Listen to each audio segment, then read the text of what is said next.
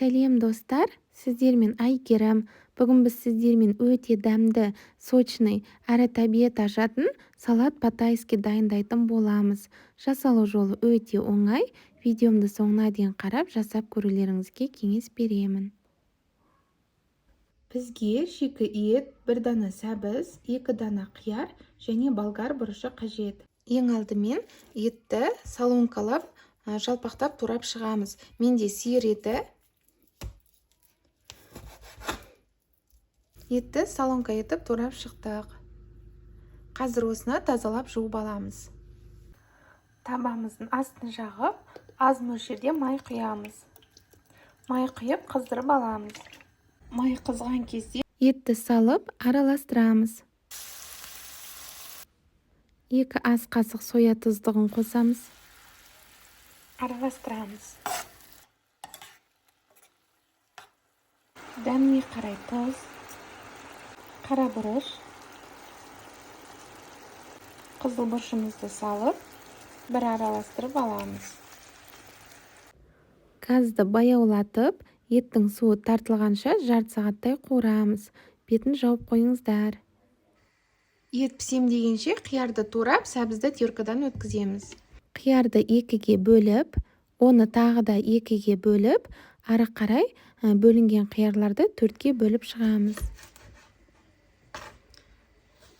Мінекей осылай турап шығамыз.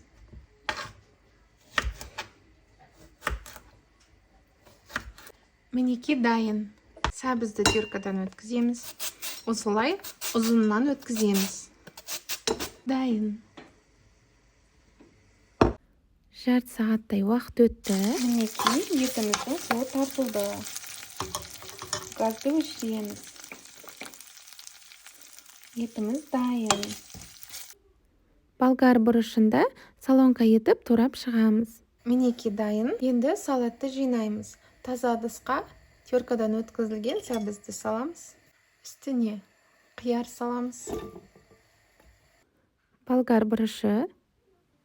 Ең соңынан қуырылған етімізді саламыз.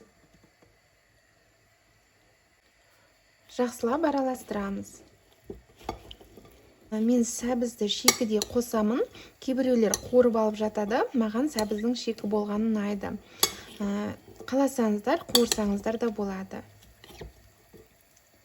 Енді 1 шай қасықтай күнжіт саламын. Бұл міндетті емес. Тағы да жақсылап араластырып шығамыз.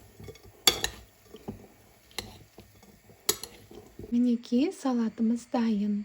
Өте әдемі әрі дәмді болып шықты. Қазір осыны тарелкамызға салып, осына берсеңіздер болады. Мінекей достар, салатты тарелкаға салып алдық. Өте әдемі әрі дәмді болып шықты. Дастарханға салсаңыздар, дастарханның сәнін келтіретіні сөзсіз. Міндетті түрде жасап көруге кеңес беремін. Рецептім ұнаса каналыма тіркеліп, лайк басып кетуді ұмытпаңыздар. Ас болсын.